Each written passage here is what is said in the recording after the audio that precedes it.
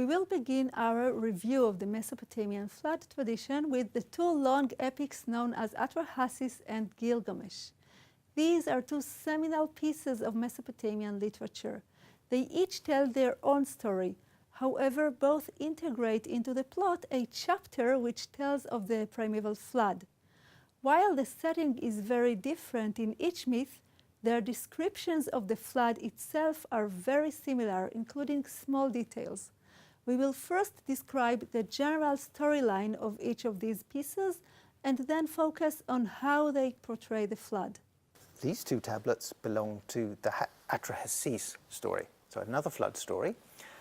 The tablets belong to the Old Babylonian period and they date to the 17th century BC, so it's a very long-lived story, well over 1,000 years. This flood story has survived in more or less the same form. Atrahasis is an Akkadian myth known to us already from the Old Babylonian period. Atrahasis is the name of the protagonist of the story. The name means most wise. The myth describes the beginning of history and includes the creation of humankind followed by the flood story. Here is a summary of the main events which led to the flood as described in Atrahasis. 12,000 years after its creation, humanity had increased significantly. The noise made by humans disturbed the sleep of Enlil, the chief god of the Mesopotamian pantheon. In an attempt to diminish their numbers and the noise they made, the gods brought a plague on humankind. The wisest person on earth, Atrahasis, looked for a way to remove the plague. The god of wisdom, Ea, advised him to have humans stop providing for the gods and instead offer only to the god Namtar, directly responsible for the plague. Humankind, led by Atrahasis, heeded Ea's advice. Pacified, Namtar put an end to the plague. The problem, however, repeated itself twice more. Humankind multiplied again, and their noise disturbed Enlil. Enlil tried to diminish their numbers by means of a drought, and later by locking away all the water sources. Both attempts failed, however, because the god Ea again secretly assisted humanity. Following his 3 attempts to diminish humanity by relatively moderate means, Enlil decides on total annihilation by means of a flood. Enlil suspected Ea as having betrayed the gods to humankind. He therefore administered an oath to all the gods, forbidding them to reveal anything about the flood to the humans. Ea finds, however, an indirect way to warn Atrahasis of the flood and advises him to build a boat in order to survive.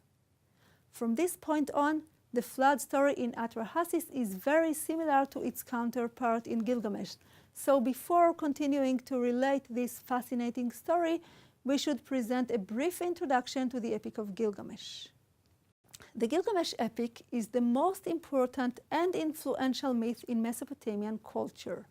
It describes the wonderful adventures of the ancient hero king Gilgamesh and is known to us in various versions from different periods. These tablets tell perhaps the most famous story from all of Mesopotamia. So this is the Gilgamesh story. We have a number of examples. You'll see they all share this 3-column format. This tells you that it's Gilgamesh. In most of its early versions, the Gilgamesh story did not include the flood story, but rather described various episodes relating to the exploits of Gilgamesh. However, in a later version of the epic, the flood was integrated into the wider story of Gilgamesh.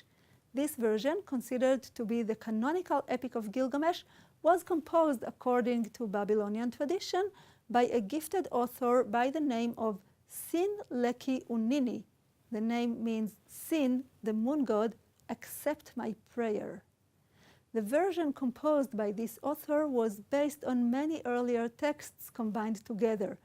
It describes the history of Gilgamesh, his close friendship with a fellow named Enkidu, who was a domesticated wild man, the joint journey of the two friends to the legendary cedar forest to fight a terrible monster called Khumbaba, and the tragic death of Enkidu.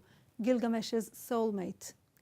The story of the flood is set in this version towards its end. The epic consists of 12 tablets, and the flood story appears on the 11th tablet.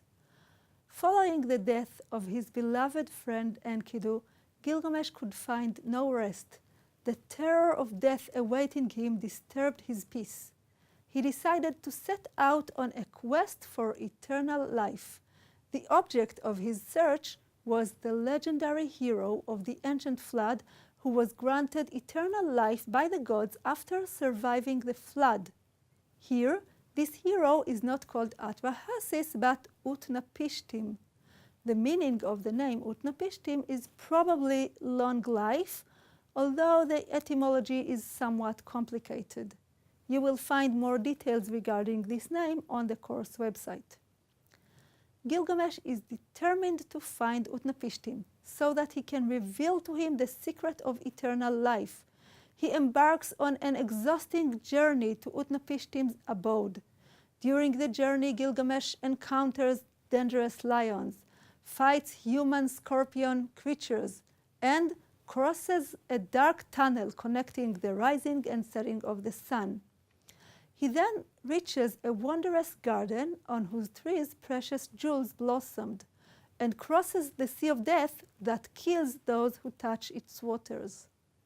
Eventually, Gilgamesh finds Utnapishtim on the other side of the sea of death. To his disappointment, however, he discovers that eternal life has only been granted to Utnapishtim as a gift from the gods, a gift that no other mortal can attain. In order to describe to Gilgamesh the circumstances by which he came to merit eternal life, Utnapishtim tells him the story of the flood and how he survived it. In the next lecture, we will continue to tell the story of the flood according to Atrahasis and Gilgamesh.